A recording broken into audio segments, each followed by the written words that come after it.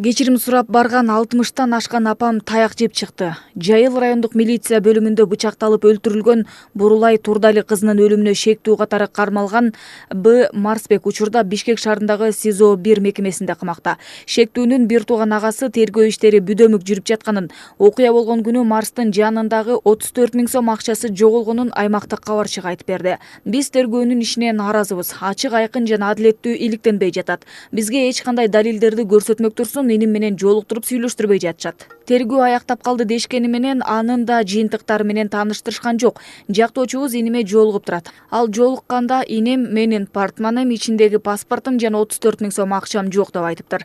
Ал булар Жайыл райондук ички иштер башкармалыгынан жоголгон деп эсептейт. Анын жанында техникалык паспорт жана айдоочулук күбөлүгү гана болгон.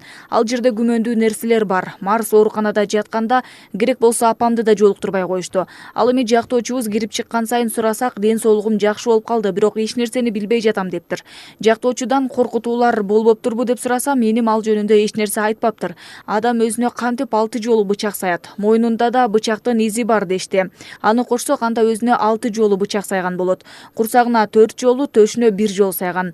Бизге өзүнө сайылган бычак боюнча да экспертизанын жыйынтыгын беришкен жок, деди ал.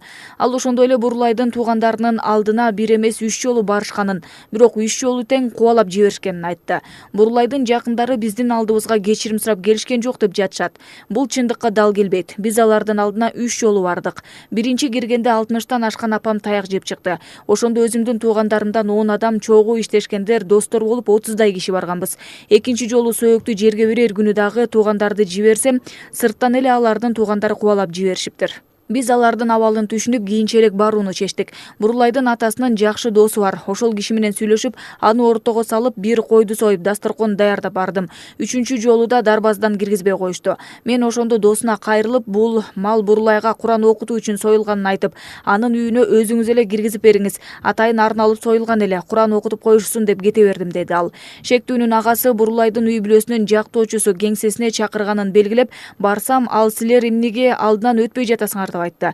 Биз 1 эмес 3 жолу алдына бардык. Мен качпайм, дагы барам, дагы деле алардан кечирим сурайм, бирок апам ооруканадан чыксын. Апамдын чекесине чертилбейт деп кепилдик менен киргизип, баарын уюштуруп берсеңиз баралы десем, ал макул болгон жок, деди.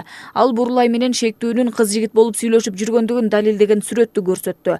Атамдар банктан насый алган эле. Ошону Марс иштеп төлөп турчу. Анан бошобой калганда Бурулайга акчаны берип, ал банкка барып төгүп койчу. Сүрөттөгү дүмүрчөк далил болуп турат. Бул экөөнүн кыз жигит болуп сүйлөшүп жүргөнүнүн белгиси. Экөө сүйлөшпөсө, кайсыгыз бирөөнүн акчасын алып банкка төгөт, деди ал. Буга чейин шектүүнүн агасы инесинин мындай кадамга баруусуна ишенбей турганын билдирген болчу. Бизди иниме жолуктурбай жатышат. Жактоочубуз гана кирип чыгып, жакшы болуп келе жатат деп айтууда. Жактоочубузга иним эч нерсе билбейм деп айтыптыр. Өз оозунан эч нерсе уга элекпиз. Биз да чындыкты билгибиз келет. Кээ бир маалымат каражаттары бир тараптуу берип, бизди элдин баарына жек көрүндү кылып жатканы өкүнүчтүү. Каналга жазылганды, лайк басканды унутпаңыздар жана ой-пикирлерди калтырууну суранам. Каналга жазылганды, лайк басканды унутпаңыздар жана ой-пикирлерди калтырууңуздарды суранабыз.